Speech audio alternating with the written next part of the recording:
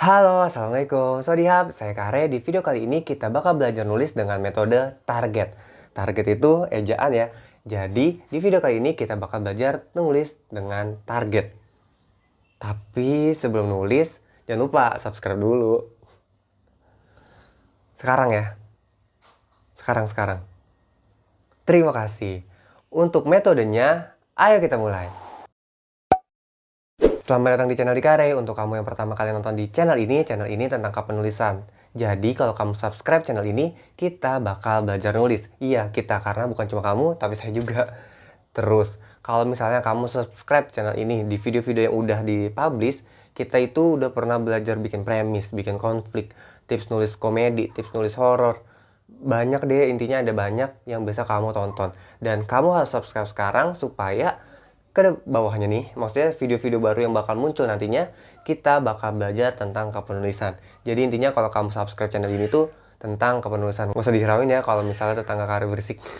Maklum, namanya juga Indonesia kan, tetangganya di kanan kiri. Dan untuk kamu penonton lama, respect. Tadi udah disinggung nih, di video kali ini kita bakal belajar dengan metode target. Metode ini punya Bobby the Porter, jadi nggak main-main dan Kare bakal nyontek sedikit-sedikit supaya teorinya nggak salah. Oke? Langsung aja kita mulai. Yang pertama itu adalah T. T itu artinya time alias waktu. Kalau di bukunya itu, nulis itu ada waktunya. Jadi nggak misalnya ya kalau kita lagi mood nulis, anggap 2 jam, 3 jam, 4 jam nulis tanpa henti misalnya. Nah, kalau di buku ini sebenarnya cuma 50 menit, habis itu istirahat 10 menit. Jadi setiap 50 menit nulis, 10 menit istirahat, 50 menit nulis, istirahat lagi 10 menit. Itu bagus banget buat psikologi juga karena supaya otak tetap fresh dan bagus juga buat tubuh kita. Contoh ya, kita nulis 4 jam duduk depan laptop atau depan HP gitu misalnya, kalau misalnya di handphone 4 jam pegel banget dong pasti.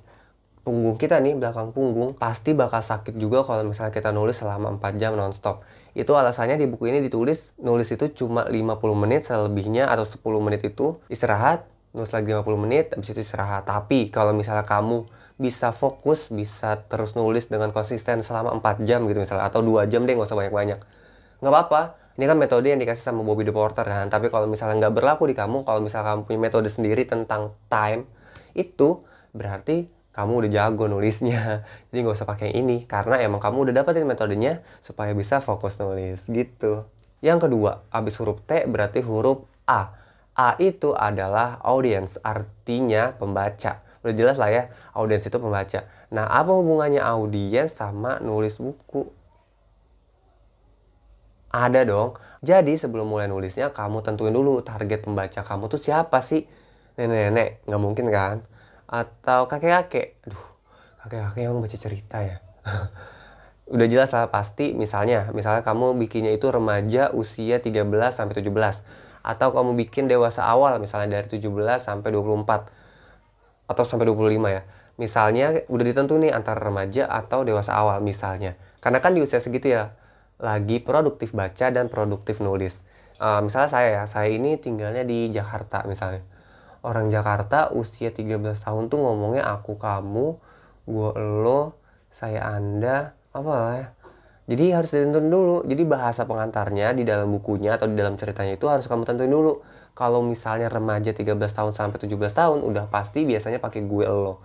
Kalau misalnya 13 tahun sampai 17 tahunnya sahabatan nih, misalnya cewek-cewek, itu biasanya pakai aku, kamu gitu loh. Tapi sesama cewek, tapi sekalinya ketemu sama karakter cowok, dia pasti balik lagi pakai gue, lo. Gitu. Jadi emang harus riset juga sih kalau ngomongin target audiensnya. Terus, misalnya target pembaca kamu adalah 13 sampai 17. Lihat lagi dia itu kerjanya di mana, maksudnya tinggalnya di mana, kok kerja ya, tinggalnya di mana. Kalau tinggal di Jakarta mungkin bahasa gue lo itu masih santai, masih biasa aja. Tapi kalau misal ya, ini misalnya di salah satu daerah nggak biasa tuh pakai gue lo, atau misalnya pakainya aku, kamu, atau misalnya sekolah di Aceh gitu misalnya, misal ya, ini ada adegan sekolahnya di Aceh. Sekolah di Aceh itu perempuannya harus pakai jilbab, harus pakai kerudung. Tapi kalau misalnya kamu bikin ceritanya di Jakarta misalnya, tapi bukan sekolah Islami ya gitu, terus dibikin karakternya atau ada peraturan sekolah yang mengharuskan pakai jilbab di dalam cerita kamu. Terus orang-orang yang baca di daerah lain, di daerah gua tuh nggak kayak gini deh kayaknya. kayaknya cewek itu nggak diharusin pakai jilbab gitu maksudnya, kecuali hari Jumat misalnya, karena dia pakai baju muslim misalnya, atau baju hari Jumatnya itu baju muslim. Cewek-cewek yang Islam dan sekolah di sekolah biasa di hari Jumat biasanya pakai kerudung, tapi hanya di hari Jumat. Itu pun tergantung dari sekolahnya. Jadi kalau misalnya di sekolah Senin sampai Sabtu, misalnya atau Senin sampai Jumat harus pakai kerudung, di mana, di daerah mana. Jadi harus riset juga. Kayaknya kalau di Jakarta nggak pakai kerudung pun nggak apa-apa. Tapi balik lagi kalau misalnya ceritanya atau latar ceritanya ini di Aceh, logis atau enggak kalau misalnya ceweknya ini pakai kerudung atau nggak pakai kerudung atau yang lainnya ya. Kamu paham kan maksudnya? Jadi audiens itu harus ditentuin sebelum kamu nulis ceritanya. Gitu. Itu yang kedua, huruf A. Huruf R. R itu adalah reason alias alasan. Nah, alasan kamu nulis itu apa sih?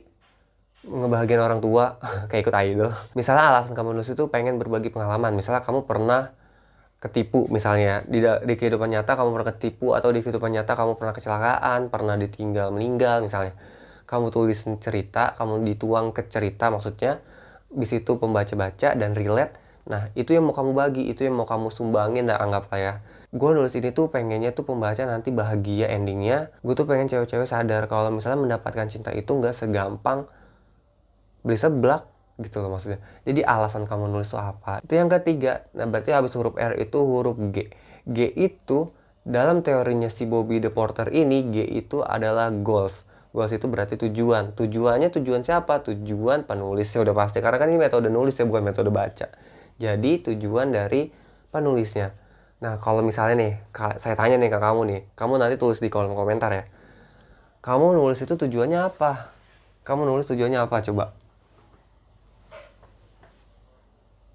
Kalau saya nulis tujuannya terbit misalnya, gue tuh nulis tujuannya duit misalnya. Terus ada juga yang nulis itu tujuannya sebagai terapi. Ada nulis, what is that? Ada juga yang nulis itu misalnya tujuannya itu terapi. Ada juga yang nulis itu tujuannya nyalurin hobi. Ada yang bikin habit. Tujuannya itu tugas sekolah misalnya.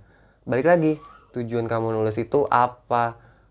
Ini berpengaruh sama nantinya, balik lagi ke yang tadi awal ya, semangatnya gimana, terus yang lainnya dari targetnya itu tadi. Misalnya tujuan kita terbit itu di Gramedia, nah kita bakal ingat nih ke waktu yang tadi, misalnya dari huruf T, huruf A, huruf R, kita balik lagi ke G kan. Nah kita mikir nih, tujuan gue tuh pengen terbit, tujuan gue tuh pengen terbit, berarti kan di time yang tadi misalnya 50 menit itu harus bisa konsisten supaya goalsnya ini tercapai. Audiensnya, berarti kalau misalnya mau terbit, audiensnya harus dipikirin bener-bener, misalnya reasonnya, alasannya. Kalau misalnya gue pengen berbagi cerita misalnya, ya berarti harus bener-bener juga supaya sampai ke pembaca. Itu yang keempat, huruf G. Selanjutnya itu huruf E. E itu artinya excitement atau semangat. Jadi hasrat gitu, maksudnya gimana ya bilangnya, ya intinya semangat lah. Semangat nulis kamu tuh adanya di mana misalnya, pengen ngebagiin orang tua misalnya, atau pengen nerbitin buku. Jadi balik lagi nih, nginget kalau lagi down, kalau lagi bad mood, kalau lagi mentok, kalau writer's block, kamu ingat tujuan gue tadi ini. Jadi gue harus semangat yang kayak gimana sih? Itu yang harus penulis lakuin kalau misalnya kamu punya target, punya reason, dan lain sebagainya tadi. Ingat, semangat kamu di mana? Kalau saya, semangatnya itu, semangat nulis itu ya karena pengen berbagi ilmu misalnya. Terus saya pengen punya buku sendiri, jadi saya nulis setiap hari misalnya. Ya yang bikin semangat apa? Pacar misalnya, yang nyemangatin kamu, orang tua misalnya, bayar kontrakan atau bayar kosan misalnya. Jadi kamu nyari duit dari nulis buat bayar kosan gitu misalnya. Ya berarti kan semangatnya beda-beda kan setiap orang. Dan yang terakhir, target, berarti yang terakhir T. T itu artinya tone atau nada. Apa bedanya, apa hubungannya, kok cerita ada nadanya sih? Kepikiran gak sih maksudnya nada dalam cerita? Enggak, bukan nada do re mi fa sol la si do ya, enggak. Nada di sini tuh maksudnya nyampe gak sih emosinya ke pembaca gitu. Saya nulis kayak gini tuh bakal nyampe gak sih ke pembaca? Itu tuh nada maksudnya. Jadi kalau misalnya nih, kamu nulis sampai nangis, kira-kira pembaca ikutan nangis atau enggak? Atau misalnya, atau gue nulis gak niat nih di bab yang ini, kira-kira pembaca bakal ngerasa nggak keniatan kamu itu, nggak niatnya kamu itu nulis di bab tersebut. Biasanya pembaca itu bakal ngerasa kalau di part sedih dia bakal sedih, di part lucu dia bakal ketawa, dan lain-lain. Jadi balik lagi ke tone yang tadi, ke nada yang tadi, atau emosi yang harus kamu sampein ke ke pembaca nantinya. Gitu. Kita recap ya, metode nulis target dari bukunya Bobby the Porter.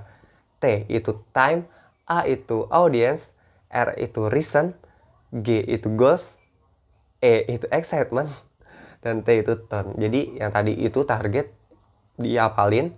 Ini metodenya gampang banget dan seru banget karena emang udah detail banget juga si Bobby the Porter ini sih, kayak kenal aja. Beliau maksudnya udah ngejelasin dengan gampang, udah jelas, saya bantu juga. Seharusnya nih metode ini bisa kamu pakai buat nulis cerita selanjutnya.